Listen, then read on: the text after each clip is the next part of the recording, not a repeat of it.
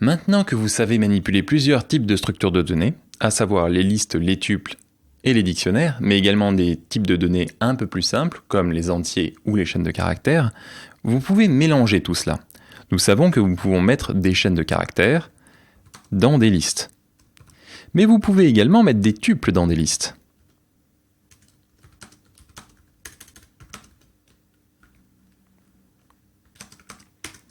Ainsi, si vous voulez récupérer une partie, vous pouvez utiliser l'indexing naturellement, mais vous pouvez aussi chaîner l'indexing. Puisqu'ici cet élément est un tuple, vous pouvez ensuite récupérer individuellement des éléments de ce tuple. La liste n'est pas la seule structure de données qui permet d'en imbriquer d'autres. Ainsi, le dictionnaire, et notre fameux dictionnaire de score, peut devenir par exemple un dictionnaire de match.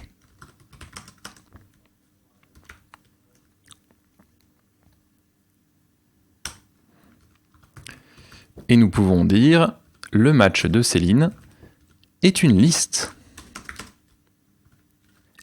contenant les différents scores qu'elle a eus, par exemple 3, 4 et 8, tandis que le match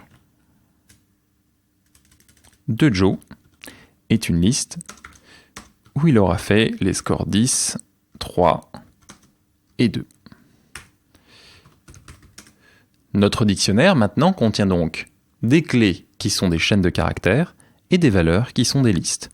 Si je veux récupérer la valeur qui se cache derrière Céline, je peux récupérer cette valeur sans aucun souci. Mais je peux également récupérer une valeur qui est sous la valeur, par exemple récupérer le premier élément de la liste qui est la valeur de la clé Céline.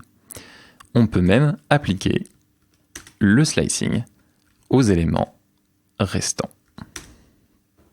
Il est très courant d'imbriquer des structures de données car cela permet de représenter le monde réel. Le monde est rarement composé de données simples.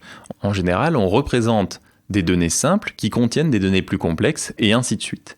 Et les données les plus complexes sont généralement représentées par de très grosses imbrications.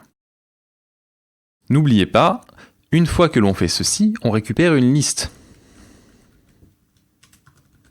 Cela veut dire que toutes les opérations des listes sont à notre disposition. Nous pouvons par exemple ici faire un append et rajouter un nouveau match à Céline, qui maintenant aura un match ici.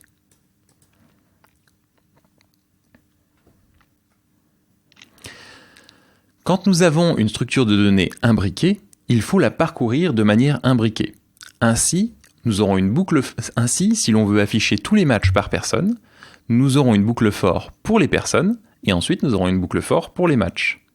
For nom in match.items. Ensuite, nous affichons le nom avec une petite virgule. Et ensuite, for score in score, le nom étant Céline et score ici représentant ces listes-là.